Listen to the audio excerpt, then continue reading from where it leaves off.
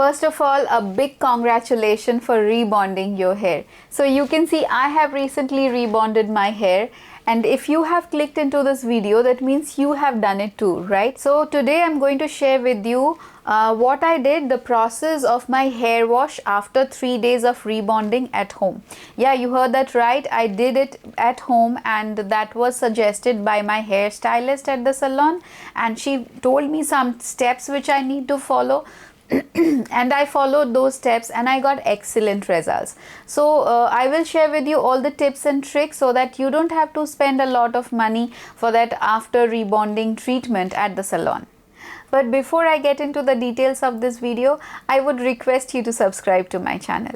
The first thing is, you don't need to wash your hair for at least 3 days, that is till 72 hours. So what I did is I kept my hair as it is. You have to restrict your hair from getting wet from sweat or from taking bath. So you can use a shower cap while you are going to shower and refrain from water touching your hair. Be very particular about the end hairs which are here at your back, just around your neck. So that sometime while we are showering, or most of the time when it is little humid, we get a lot of sweat around this neck portion and this hair starts getting wet. So refrain from going outside in the sun also during these 3 days, otherwise your straightening or rebonding results won't be that good. Secondly, our hair has been through a lot of chemical shock where the bond of our hair has been broken. So now it is the time to provide our hair with utmost nutrition and moisturization from inside. So for that I am using few products here. So first, for moisturizing my hair, I am using Olaplex number 0. It's not mandate that you have to use this product. You can use alternate hair mask products. But for the products I'm showing today in the video, I'll link all of them in the description box below in case you want to check it. So I will put the Olaplex number 0 on my hair. Like, you don't have to completely drench your hair with Olaplex number 0, but you have to I have a spray bottle, so you have to spray around your hair so that your hair is wet, like not dripping wet but wet, because you have to keep it for 10 minutes, and after that I'm going to use Olaplex number 3. If you want to see a detailed video about how to use Olaplex 0 and 3 together, then I have a separate video for you which I will link in the description box again. So after we keep this for 10 minutes, I'm going to apply Olaplex number 3. We are going to follow whatever Olaplex has recommended, because I don't want to overdo anything, because my hair is already chemically shocked and I don't want to do anything over the board with my hair today. So here I am applying Olaplex number 3 all over my strand. So you have to be very particular that you take your hair in small section and you massage the cream into your hair strands fully from root to tip, so that you have to make sure that the product coat your hair completely. Only in that way your hair is going to get hydrated. So we will keep this for 30 minutes, and in the meanwhile we are not going to tie our hair or do anything as such or put a clutcher. No, we are just simply going to keep our hair like that. So after 30 minutes as recommended by Olaplex, we are going to wash the hair. So here are few other tips while shampooing your hair, that you have to select a shampoo which is very mild. For example, you can use shampoo which are safe for chemically treated hair, or you can use baby shampoos as well. Here I am using a natural shampoo from OC Naturals, which is a brand which I have recently discovered in Fair Price at Singapore, and it works the best for me till date. So I am using the shampoo, and it has to be followed with a conditioner as well. So while you are washing your hair, you have to make sure that it is cold or room temperature water.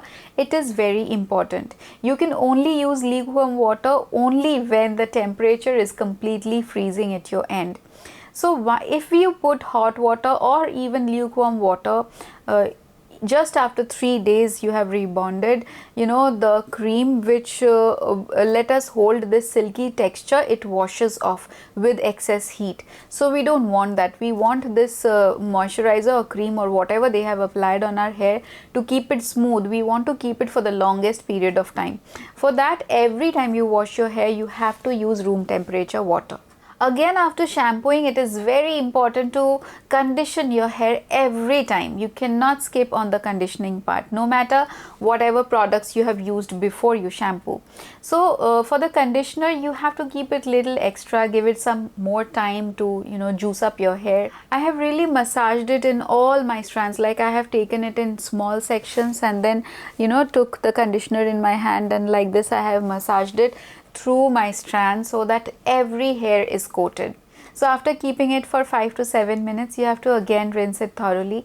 This time make sure that you keep your hair straight like this and do not turn your hair or twist your hair or bend your hair or crunch your hair. Just lay your hair flat and wash it and let the water run through your hair. While drying your hair, it is very important again just to dab your hair with the towel and not to scrunch your hair or to squeeze your hair. Just so when you think the water is dripping from down your hair strands, you can just take a towel and dab your hair very gently. That is the way you should wash your hair every time. Now there is another conflicting tip which the stylist shared with me, that is to blow dry your hair every time you wash it. The thing is, it is little contradictory to the other thing which she said, that is not to use heat on our hair. But this time what she meant to say is, as you allow your hair to dry naturally, it becomes frizzier. So you have to use a hair drying tool, but the tip here is to use it in a low heat setting. So if it is a cold blow dryer or you have a low heat setting on your blow dryer, it is very good and fine, and you can use that. So I use that every time after I wash my hair. But before you use a hair dryer, you have to give your hair some time to dry by itself. Like you have to use a hair drying tool just after your hair is at least 50% dry. Otherwise your hair again gets that shock from cold to hot suddenly. So that breaks the hair shaft. And that is not all. We have a last step which you can, of course, do before drying your hair. That is to apply a serum. It is very important to use a leave-in serum on your hair, as told by my hairstylist, that every time you wash your hair, you use a leave-in serum for your hair. Next, I had a question in my mind which I asked my stylist separately, that how many times a week should I wash my hair? The answer was, until and unless you feel the dire need to wash your hair, do not wash it. Like for me, I'm washing it after every 3 days, because on the third day it really becomes very greasy and oily on the scalp. So I need to wash it after that. So this is how I washed my hair after 3 days of rebonding. You can follow these steps at home and do this process at home as well and get excellent results. So I hope you enjoyed this video and found it informational. If you did, then do not forget to like and subscribe to my channel. See you in my next video. I love you all, and bye-bye.